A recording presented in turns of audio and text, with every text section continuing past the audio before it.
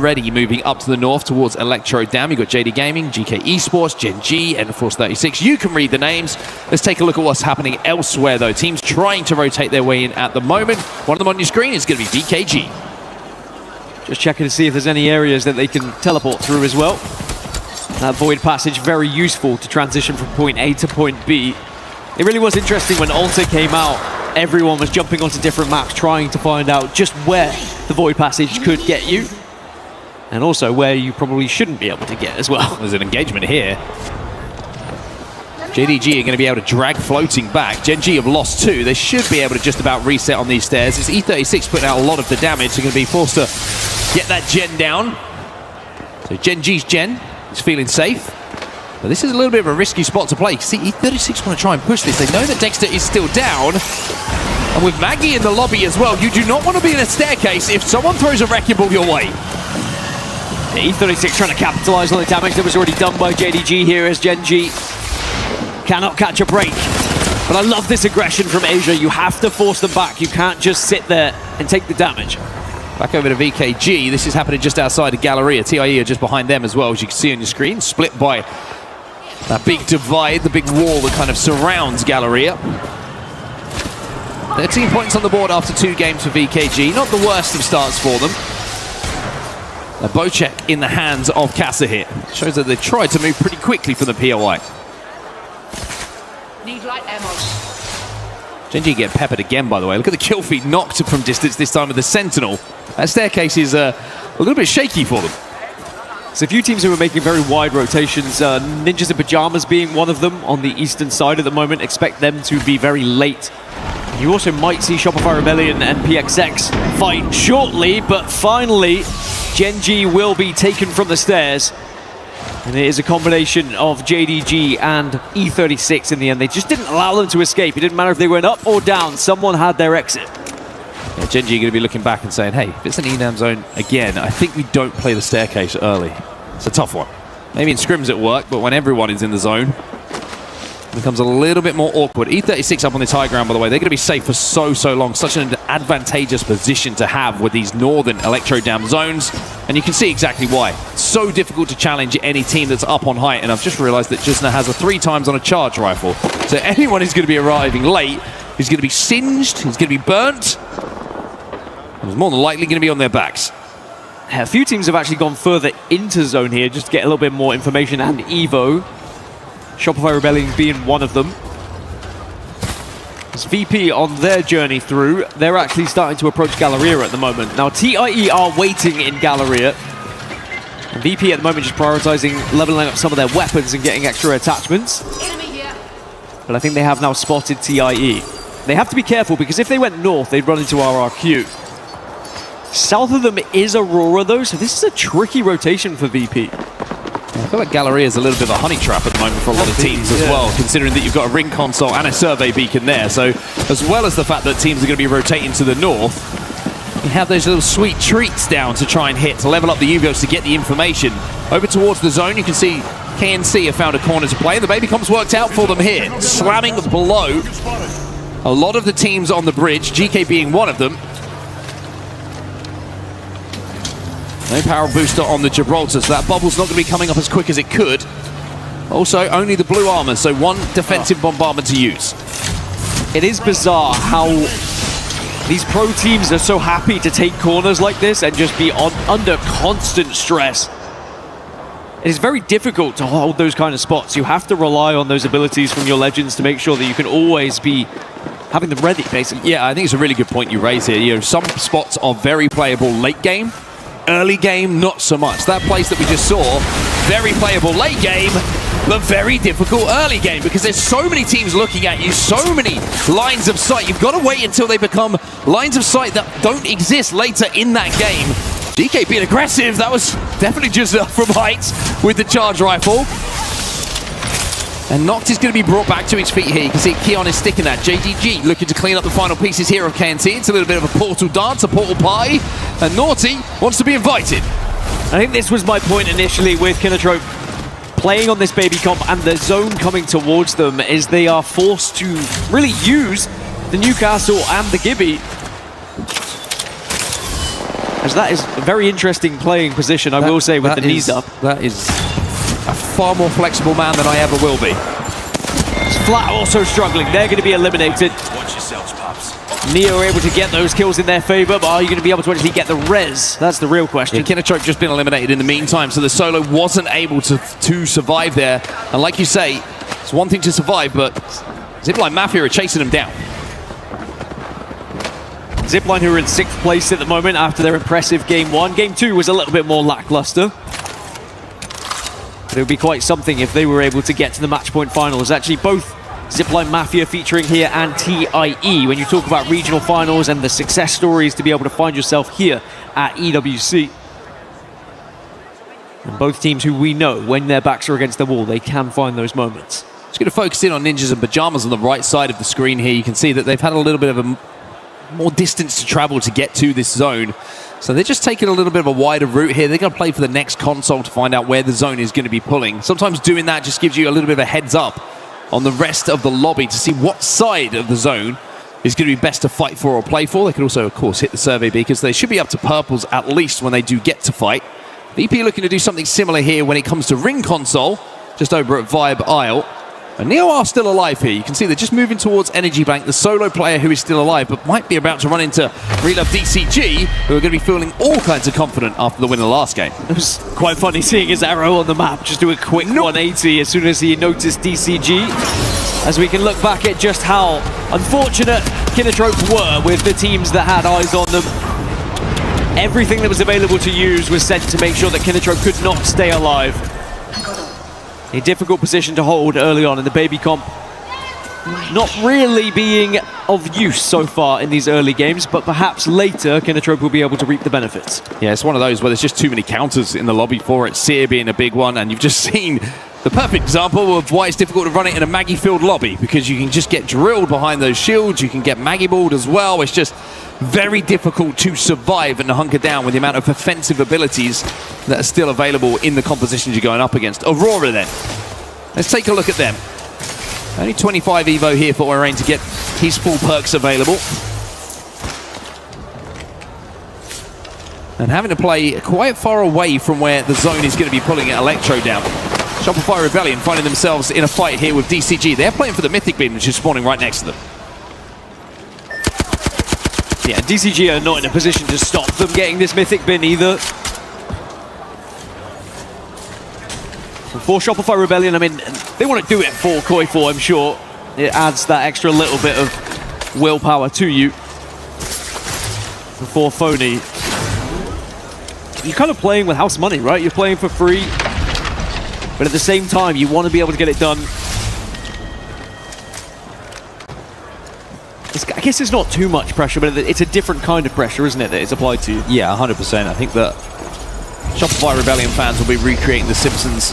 Lisa Simpson do it for her with the pictures of Koi on it. Seeing if they can help from home.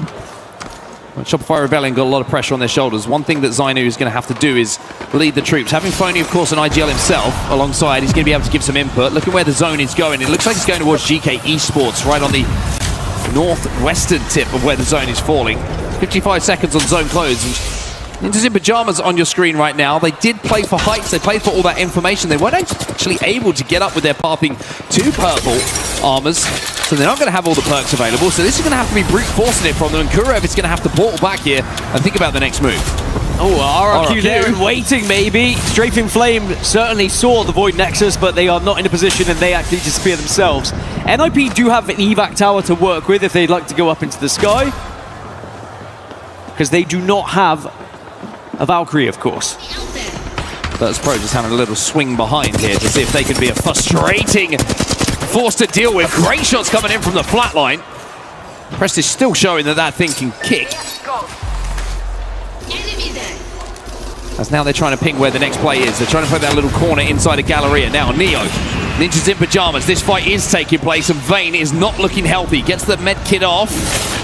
But he's going to need the help from his teammates here. The worry here for both teams is that RRQ are looking at this as a third party. So Neo, if they want to take this fight and Ninjas in Pajamas get taken down, there might be a third party.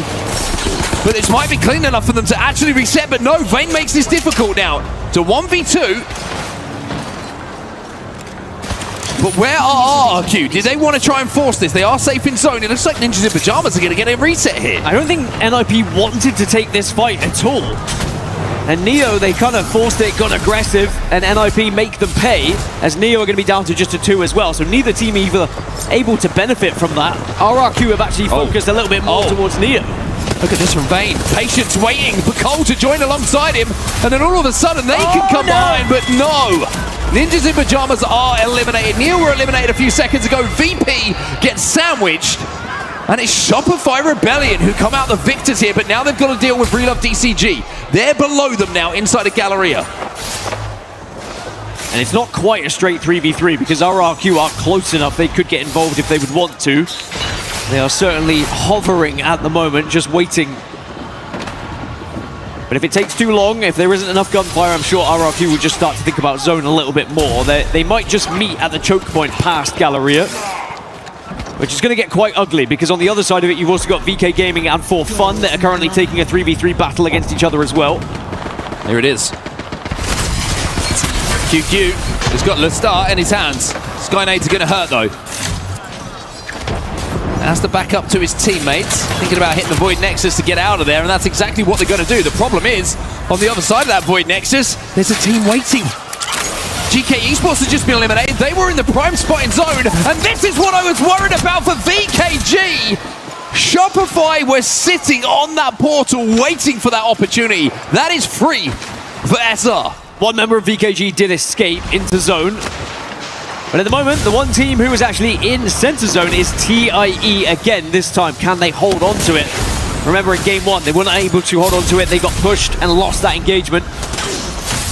Shopify Rebellion starting to move with a little bit more confidence now. It's For Fun that could be their next targets. They got a pinch here down this low ground. Even though the drill's coming in, Phony is so healthy. The gen is a problem though, so those nades aren't going to be able to flush them out. And with the zone closing in 40 seconds, Shopify, if they win this, might have a walk-in.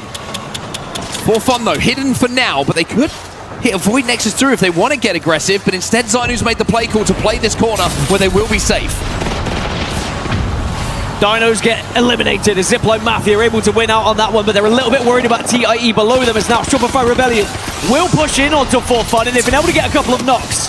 Oh, the difficulty here is there's a lot of teams surrounding them. Zap getting shot in the back, getting shot in the side. And Zainu now left on his own. For Fun down to just one. It's a 1v1 between the two. But I don't know if there's time, really, for either to survive. Excuse me, Synetic did get away, so it's a 1v2. Shopify Rebellion can't make that happen. And now Synetic, only a couple of health points to play with, manages to scarper away. And DCG will rip this away from them, and it's incredible patience, really, from DCG. They've been dominating since that early fight in Galleria, biding their time and waiting to just pick apart teams who have already taken damage, as JDG will also go down. And now the entire eastern side is covered by RRQ. TIE are starting to move out a little bit. As we check in with PXX, they are in a little bit of trouble. Both TIE and Aurora and ENTER FORCE.36 are all looking towards them, and this is what happens when 3 teams start to focus you. Yeah, you can Maggie drill this corner, but it's just going to delay the inevitable here for PXX. XZZ, it might be ZZZ, as he's going to sleep in a few seconds' time. He is gone. PXX are eliminated, 6 squads remaining. JDG being eliminated a few moments ago, though. Continuing the momentum, a decent placement for them after game number 1 and 2. VK Gaming will be next out of the lobby. And who is standing tall here inside of the top 5? It's Aurora. And boy, do they need it. They need something to give them a little bit of a confidence booster here. They're up into 9th place as they stand right now. And they do have kills alongside the placements they've already found in this game. It's the first time they've really been awake here in this series. Can we see the incredible IGLing skills and history from Hayaka? He's been able to put them in a good position at the moment, but ENTER FORCE.36 is certainly going to be a concern. Well, Relove DCG are trying to move somewhere where they will be safe. They still aren't safe, and they've lost 2 on the cross. So Roy into the top 5. He's going to try and start a barbecue, but he finds out that he's the meat on the grill. Takes down 1, but RRQ will wipe them. Aurora now move up onto the bridge position. They will be safe. They've got some fences down. They've got a gen down as well, which is going to help them against those Maggies in the lobby. I think actually TIE hold the most space at the moment on the eastern side. The trouble is this is all about elevation. There are so many different points you can hold here on the bridges that are above. And with the amount of altars still left, there's always that potential you can void passage through and get involved in a fight. RRQ down to a 2, do have a Wraith to work with though. And then 4 Watsons. They did lose pricey. I wonder if they're going to be able to go for a box res here, or if it's going to be too deep in zone for them to do so. E36, by the way, showing exactly what we were talking about earlier, how a spot becomes playable late game that isn't playable early game. They are playing almost the exact same position we saw the Baby Comp struggling to survive here, and they're making it work. I think RRQ did go back into zone to get that banner. Question is, do they have a mobile respawn beacon? I think we're going to find out very quickly to see whether they're going to get a third back on the map. Otherwise, they're going to have to try and do this as a 2. Looks like right now it is just a duo situation for RRQ, and they are being heavily focused on the height. Aurora up there are making their life very difficult. Easy Flash taking damage as its effect down to 1 HP. Strafing Flame trying to thread the needle with this RE45 as E36 are going to be very happy to see that TIE are helping them out with Aurora, their biggest threat that's above them. Effect is down and he is dead. Good work again from TIE though. They push up, they get aggressive, and they've already removed 1. Aurora now look like they're going to struggle with this one. It's just down to a raid.